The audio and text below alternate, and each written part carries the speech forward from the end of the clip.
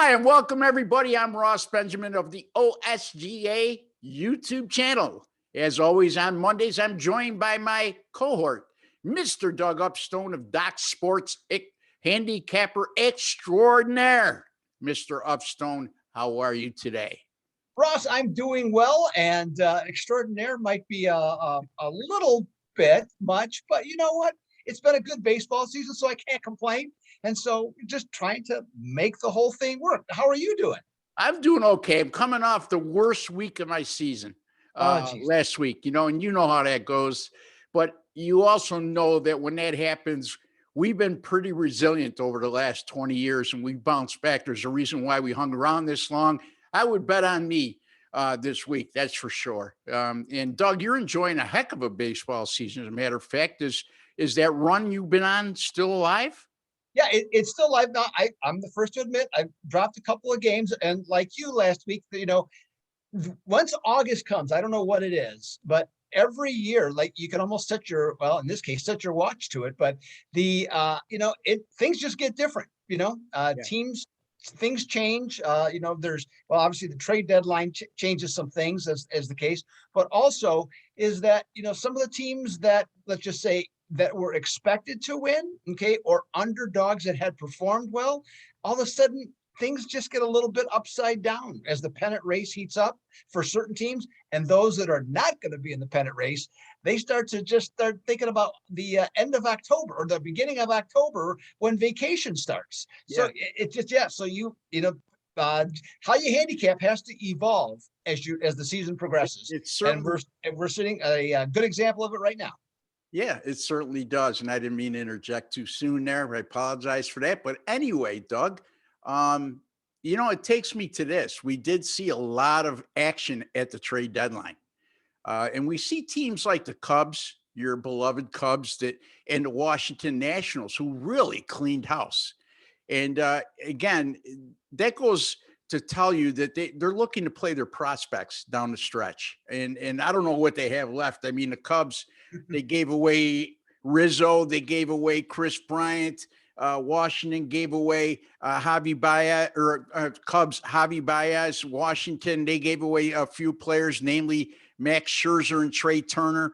So how do you handicap that? I mean, when I asked that, let me clarify that a little more, Doug. When you get teams like the Cubs in Washington, do you stay away? Like I like to stay away from them teams for a while till I see what develops over a week or two, to see how they're going to perform and how their prospects that they are putting into the lineup, how they're handling the pressures of being an everyday Major League Baseball player. On the other hand, are there any teams that come to your mind that, because of what they added at the deadline, might be a better play on coming down the stretch? So your thoughts, Doug? Well, the one that comes to mind easily enough, and it's not like they're not a play-on team to begin with, though, is the Los Angeles Dodgers. But as it turns out, it isn't just because of getting Scherzer and Trey Turner. It's what also is being added to the mix. And in this case, we're adding Corey Seager and Mookie Betts back into the lineup. And the interesting aspect to me about what I've read about the Dodgers here is what they're looking to do. Because, I wondered when they first got Turner, what the point of it was. Of course, it's a bat, so the guy's a very good hitter. But what they're going to do is, at least what they're saying is, once he comes off the COVID list this upcoming weekend, he's going to be in center field primarily. And so they're going to keep Seager at short. And because Bellinger is having just a terrible year, he's going to platoon, okay, with Pollock. And the guy goes from an MVP to a platoon player. You got a pretty good team when you can afford to change something like that. So I like their chances. The pitching situation for the Dodgers still isn't great, but they're getting along. So are they going to pass San Francisco? I don't know. They're hanging in there. I got to give San Francisco all the credit in the world, but I do believe when the playoffs start, the Dodgers are going to be really tough to beat. And going forward, you're going to have to play a lot of run lines if you're going to back the Dodgers. There's no doubt about that. But when you have the second best offense in baseball, that's not as difficult as a thing to do. So for me, anyways, that's the team that really stands out. And I'll just be real quick on the Cubs because I don't want to get I don't want to get angry again, have my face turn all red and Yeah, I everything could else like that. understand, man. I could understand being a diehard fan, you know? But no, I mean, you knew it was coming. There was nothing about it that was surprise. The biggest thing to me, I'll give you two quick takes. Number one, they should have kept one of those guys. Yes. From a fan standpoint, keep one of them. And from me, Rizzo would have been the top choice. We talked about him a couple of weeks ago about what a tremendous person he is. He would have been a great choice. Bryant would have been my second choice, just to give the fans something to hang on to. Okay. And conversely, now the Dodgers have won 8 consecutive division titles, and they're well over the cap. Okay. So what do? They go and get Max Scherzer in that contract. Okay. So one team wants to continue to win and try and dominate. The other team is satisfied that they won a World Series, and they're going to start over again with the results. When it was only 108 years between World Series, you have to like their track record of thinking they're going to improve right away. Right, Ross? Yeah, absolutely. I mean, and you look at the Dodgers and you would say, well, what do they need the least of? And it's probably in their starting pitching rotation. And now you add Max Scherzer to that rotation with Kershaw and Bueller and the rest of that staff. And their bullpen, we know they underachieved for a bit this year, but they're starting to turn it around. They're going to be an awful tough out, Doug. I'm looking at the New York Yankees right now, Doug. I know I'm talking like a homer right now because anybody who's known me for a long time, they know that I very seldom give out a Yankees game either on them or against them. I sort of take the emotion out of the whole equation with that. And but also I'm being realistic here. We talked about this a couple weeks ago. I just was so disgusted with the Yankees, but now you add a bat in like Rizzo and Joey Gallo, and then you add a left-hander to the rotation like Andrew Heaney, who could be a good number 4 or 5 starter, Doug. So watch out for the Yankees coming down the stretch. They're only 2 games out of that second wild card spot. Unfortunately, Boston has dominated them for the most of the season, and that's the big difference. Those head-to-head matchups are the difference of Boston being ahead of them right now by 5.5 games. So something to keep an eye on. As far as the Cubs and Washington go, again, I need a bigger sample size. I need to look inside the numbers with the kids that are being asked to be in the lineup. And I agree with you, Doug. We all saw that coming with the Cubs, but I don't think either one of us would have predicted to that extent what they were going to get rid of. So yeah, that's a big void to fill. Oh goodness, yes. I mean, and now David Ross, the manager, is going to say the right things. That's going to be the case. But what he signed up for and what he's in for going forward, So yeah, to your point, Ross, I'll probably take a series off or so with the Cubs. I think I got a good feeling as to about what's going to happen.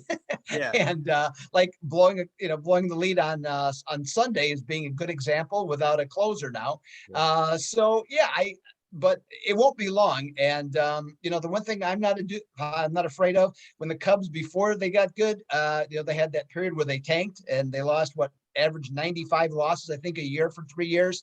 I played the Cubs as often as I could, and I made a lot of money betting against them. So, I mean, I love the Cubs. I'm a big Cub fan, but you know what? This is sports. This is betting. You gotta do what you gotta do. Yep. And it's called being professional. When I said what I say, I just have a difficult time with the emotional side of that. I like to take the emotions right out of the equation. That's me, but Yeah. It's not the same for everybody. And your record speaks for itself, Doug. Speaking of the LA Dodgers, you have a free pick in the Houston and Dodgers game tomorrow, I understand. Again, folks, we're recording on Monday, July 2nd. Our free picks in Major League Baseball today will be for Tuesday, August 3rd. Did I say July 2nd? August 2nd, we're recording on. And also keep that in mind when you view the video, because the lines are subject to change depending on when you view that video. So, Doug, without further ado, I'll let you take it away. Yeah, in this one, this is one certainly. No, this is a lot to me like the San Francisco Houston series. Something you're looking forward to seeing, and and for still a lot of Dodger players, they haven't quite forgotten the World Series they lost to Houston. So that's part of the intrigue here, among other things. But you have two teams that these are the top two offenses in baseball. Houston at 5.5 runs per game. I think that they have 50. Or excuse me, they have 50. They have 5 players that are with RBIs from 58 to 67. So that's a tremendous offense. Dodgers averaging 5.2 runs per game, leads the National League. They're loaded. We talked about who they got coming back now. That offense potentially can only get stronger as we go along. And then you add in, we got a pitching matchup on Tuesday night, Lance McCullers against Walker Buehler. So that just all sets up to be just a fascinating game. Myself, in trying to break this game down, I think it's going to be a very interesting and close game. I think the lines is juiced too much to the Dodgers. Last I saw was 145. I think that's a little bit high. They've been playing great at home, but Houston has really improved on the road. Yes, they just lost 2 out of 3 at San Francisco, but that's not a big deal the way the Giants are playing. In this one, though, I'm just looking at, I want to start digging into the numbers a little bit more, Ross. And besides, the excellent pitching matchup, the thing that I found out is that the Diamondbacks, the Astros, they're 9-21, okay, when on the road after playing 4 or more consecutive road games, excuse me.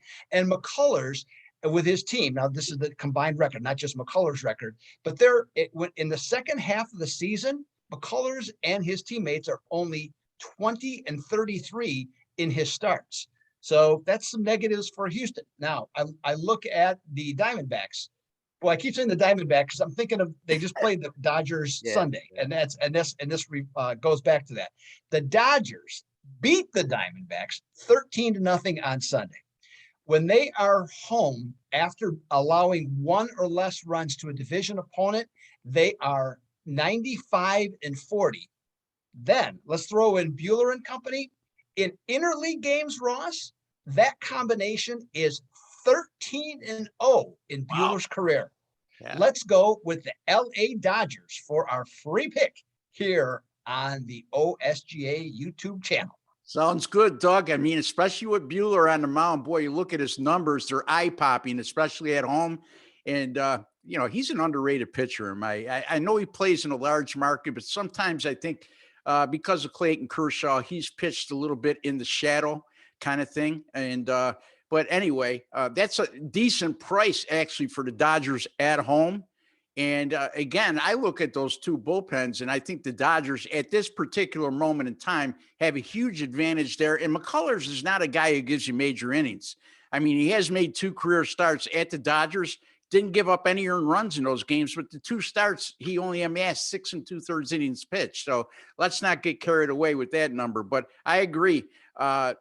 Doug Upstone likes the LA Dodgers -145 over the Houston Astros on Tuesday, August 2nd. My play, Doug, is going to come in the Atlanta Braves and the St. Louis Cardinals game.